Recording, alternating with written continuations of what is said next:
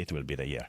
According to the plan, more money will go to economic development, salary increases, housing and family support next year. Prime Minister Viktor Orban is a guest in our studio. Good morning. These are next year's plans, but the current reality, at least as of September, is that industrial production has decreased by 5.4% and the construction industry's performance by 8.2%. In light of this, what is needed to achieve next year's goals? The planned 3.4% growth for next year and to have money for achieving the goals listed in the introduction. What we need is for the war to finally end. It's that simple. The troubles of the Hungarian economy, unprecedentedly, stem from the war and the consequences of the war. There is the war itself and the wrong response to it, which we call sanctions. These were mistaken and thoughtless by the European Union. We did not impose them. So I am not blaming myself here, but rather the decision makers in Brussels. The sanctions led to energy price hikes, which brought about inflation, and throughout the entire economy, the predictability needed for success, the Western accessibility, optimism, belief in progress, the pursuit of possibilities, how to grow, how to become better. Instead of this sense and attitude, a defensive posture emerged, because what on earth would one do in a war if not defend oneself? So businesses thought that even that is good. If things do not get worse, they should not lose what they already have, or their market position should not deteriorate. So it has changed. In terms of mentality and future planning, the mood has shifted. We have been living in this state for the third year now, covering 2022, 2023, and 2024. And if we cannot bring an end to this, then no matter what measures we attempt, the spirit, the vitality, the voice will not return. Hope, optimism, and future planning will all return to the economy. Without them, though the financial numbers may look good or opportunities may arise, the economy is driven by people.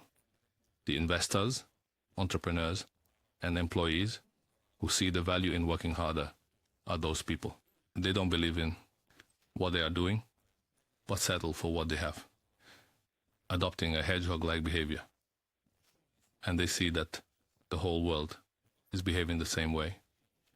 So there won't be any economic growth from that. To be successful again, we must put an end to the war. Of course, human and Christian perspectives have urged me every day for the past 3 years to call for an end to the war, because thousands, even hundreds of thousands of people are dying, losing their physical well-being, and thousands more. Ukraine and Russia's populations are growing with orphans, with widows suffering, blood and sadness everywhere. So of course this is the most important argument is against the war, but we also have another argument, a Hungarian one, which is that this war is from the perspective of our pockets, from the perspective of our wallet, our economy, our income, and our standard of living. It is a curse from God. Therefore, it is best if we can put an end to it as soon as possible. Well, I have worked on this, along with Hungarian diplomacy, as much as we could, with the resources and strength we have. Whatever could be achieved, we achieved it, and we undertook every attempt, sometimes even bringing others' anger down on ourselves. However, a main actor was needed, who, strong enough, not only to want peace, but also to create it. That's why the American election was important. This is how it relates to the budget. We had to consider 2 scenarios for the budget. If there is a war, and if there is no war, if there is peace, or if there is no peace. For quite a long time, I was sure of it. As sure as one can be, in the case of an election. But according to all human calculations and estimations, I could be sure that President Trump will return. And thus, we have a very well-developed peace budget. We also had all the important calculations for the war scenario, but I won't detail that, because I don't want to give Hungarian listeners a heart attack by describing what the year 2025 would look like if it were based on the continuation of the war. Instead, however, we developed a peace budget. We submitted this, which will be discussed by the Parliament. And what you quoted from the budget, there will be a strong development. That's of course said in this big far language, so people don't really like to speak in such a dull way. But a budget is a prosaic genre that needs to be talked about restrainedly. Financial experts write it. But actually, I would have liked to see words like fantastic, great, unprecedented, because in the year 2025, indeed, things will happen in Hungary that have never happened before. And it is not unjustified to use the term fantastic to describe them. We'll talk shortly about how the war can come to an end, but for now, let's stick to the budget and the Hungarian situation. The wartime situation you mentioned has obviously not only left its mark on the economies, but families, individuals and businesses have also become more cautious. As how can we restore their confidence once the war ends? And how will things improve for them based on the 2025 budget? What I'm trying to tell everyone, this budget is the budget of a new economic policy. So we are truly closing a chapter. This ends a grueling, hard, survival-focused and suffering phase where we just had to somehow make it through, and opens perspectives, hope, and opportunities. It focuses especially on the smallest players, particularly families, as we are doubling the family tax allowance. We are engaged in serious wage negotiations with employers and trade unions because we want to raise wages, as there has been inflation recently, which in Hungarian means price increases. Against price increases, the only help the government can provide to people is by creating opportunities for them to earn more money. Therefore, prices become more bearable when people earn more. That's why it's important to set a very high, very ambitious, multi-year target to achieve an average income of 1 million forints in Hungary. Housing is the next big thing.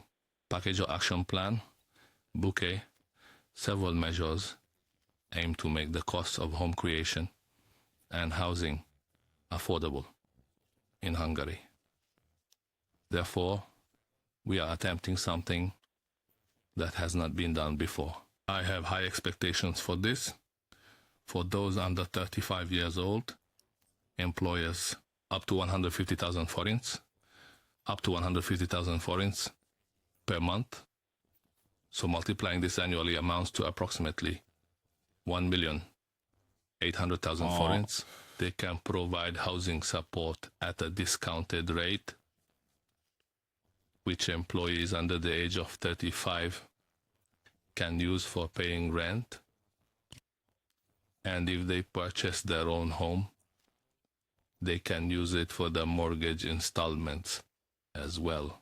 This has been on our minds for a long time, that somehow we shouldn't go in the direction of state-subsidized rental housing construction, because then the whole IKB culture would return. Instead, we should put the private sector in a position where it is in their interest to provide housing support for their young employees, to give housing support. I believe this will be a major attraction. Companies that can offer this will have a competitive edge in the contest for talented young people. In this competition, there are more jobs in Hungary than there are employable people, with a particular shortage of ambitious young people. There's a significant race to attract them, and those who can offer an additional benefit of 150,000 forints per month as a housing allowance, aside from salary, will likely attract good workers.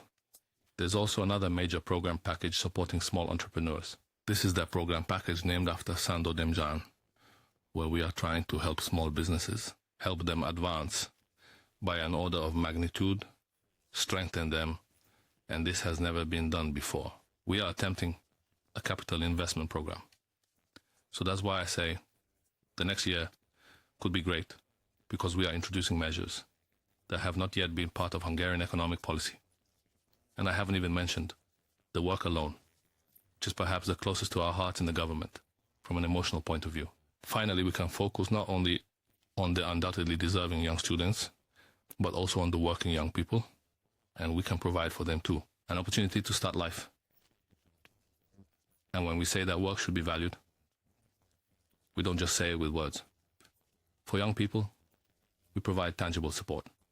A 4 million forint one-time interest-free loan, repayable over 10 years, with the possibility of forgiveness if they have children. then they can decide what to do with it. He also mentioned just now that the feasibility of next year's budget is connected to peace, about which Donald Trump again stated at an evening event that one of his government's main goals will be achieving peace in the Russian-Ukrainian war. And now we recognize more and more members of the next Trump administration. How do you see the chances for peace now? Yes, we are in a calm. The ship was moving forward. The wind was blowing. The campaign itself was a hurricane. So the Peace Party ship, it propelled forward at great speed. As the future American president declared every day, there will be peace, there will be peace, there will be peace. And since there is currently no peace, and the opponent was pro-war, the American Democrats. That's why the struggle between the pro-peace and pro-war sides was on the agenda every day. We almost heard about it daily, and people had the feeling that each day we were one step closer to peace. Now the pro-peace presidential candidate has won, and we are now awaiting peace. However, we are in this calm period because he will take office on January 20th. And I see that there is a debate in America.